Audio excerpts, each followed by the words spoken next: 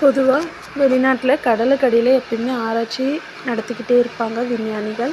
அப்படி ஆராய்ச்சி செஞ்சிட்ருக்கும்போது கடலுக்கு அடியில், அதாவது ஒரு 20,000 அடி ஆழத்தில் வந்துட்டு பார்க்கும்போது குவியலாக வந்துட்டு கருப்பு முட்டைகள் வந்துட்டு நிறைய இருந்திருக்கு.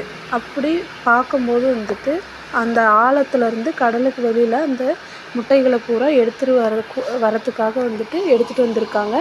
அப்படி எடுத்துகிட்டு வரும்போது வந்துட்டு நிறைய முட்டைகள் வந்துட்டு உடஞ்சி மீதி ஒரு 4 முட்டை மட்டும் மேலே கடலுக்கு வெளியில் வந்துட்டு கொண்டு வந்திருக்காங்க.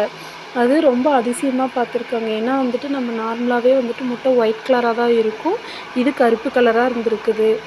அவங்களுக்கு ஒரு மாதிரி பயத்தையும் உண்டாக்கியிருக்குது. என்ன உயிரினத்தோட முட்டையாக இருக்கும் அப்படின்னு சொல்லிட்டு. அதனால் வந்துட்டு அப்படி அந்த முட்டையை வந்துட்டு ஆராய்ச்சி பண்ணுறதுக்காக வந்துட்டு ஆராய்ச்சியாளர்கள்கிட்ட வந்துட்டு அமுச்சு விட்ருக்காங்க அந்த முட்டையை.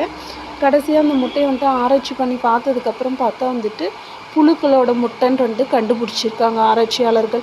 புழுக்களோட முட்டைன்னா வந்துட்டு அந்த முட்டையை ரெண்டாக வந்துட்டு உடச்சி பார்க்கும்போது அதுக்குள்ளார வந்துட்டு வெள்ளையாக இருக்கக்கூடிய ஒரு திரவம் மாதிரி வந்துட்டு வெளியே வந்திருக்கு.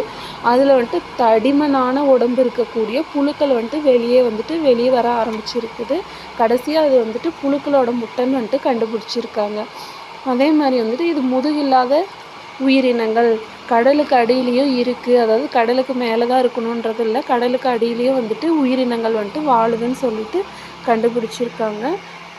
அதே மாதிரி இந்த புழுக்கள் எல்லாமே வந்துட்டு தடிமனான சைஸில் இருந்திருக்கு, வித்தியாசமான புழுக்களாக இருந்திருக்கு.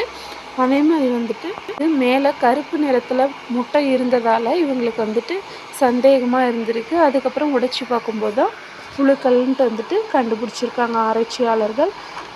இது மாதிரி சுவாரஸ்யமான தகவலை தெரிஞ்சுக்க நம்ம சேனலை சப்ஸ்கிரைப் பண்ணுங்கள். தேங்க்யூ.